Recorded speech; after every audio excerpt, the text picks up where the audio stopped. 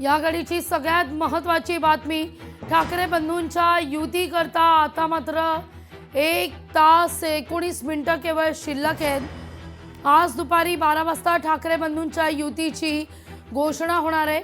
11:30 वाजता बरोबर ठाकरे बंधू स्मृतीस्थळी अभिवादन करण्याकरता जातील। 10 वाजून 49 मिनिटं आणि पुढच्या पाऊण तासातच ठाकरे बंधू हे निघणार आहेत स्मृतीस्थळी जाण्याकरता, ज्या ठिकाणी बाळासाहेबांच्या स्मृतीस्थळी अभिवादन केलं जाईल आणि तिथून वरईतल्या ब्ल्यू सी या हॉटेलमध्ये, या बँक्वेट हॉलमध्ये ठाकरे बंधू राजकीय पटलावरच्या युतीची घोषणा करतील।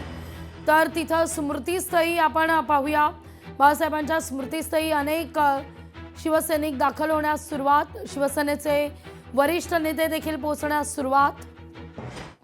आता सगळे कार्यकर्ते इथे जमणार आहेत। कार्यकर्ते इथे जमतील, हिंदू हृदय सम्राट बाळासाहेबांचं इथे दर्शन घेतलेलं आणि त्याच्यानंतर जे नियोजित ठिकाण आहे तिथे सगळे पदाधिकारी आणि कार्यकर्ते पोहोचतील, अशा प्रकारचं नियोजन आहे सध्या। सगळीकडे आपण बघतोय राज्यभरामध्ये वेगवेगळ्या ठिकाणी मनसैनिक आणि शिवसैनिक मिळून हा जल्लोष करणार आहेत, तर त्या बाबतीतल्या काही वेगळ्या सूचना दोन्हीकडनं मिळालेल्या आहेत। महाराष्ट्र आणि शिवसैनिक नाही तर अखंड मराठी माणूस जल्लोष करतोय 2 ठाकरे एकल्यामुळे, कारण हा ठाकरे ब्रँड पूर्णपणे पूर्ण उरणार आहे आणि मला वाटतं तुम्हाला 16 जानेवारीला हे दिसेल।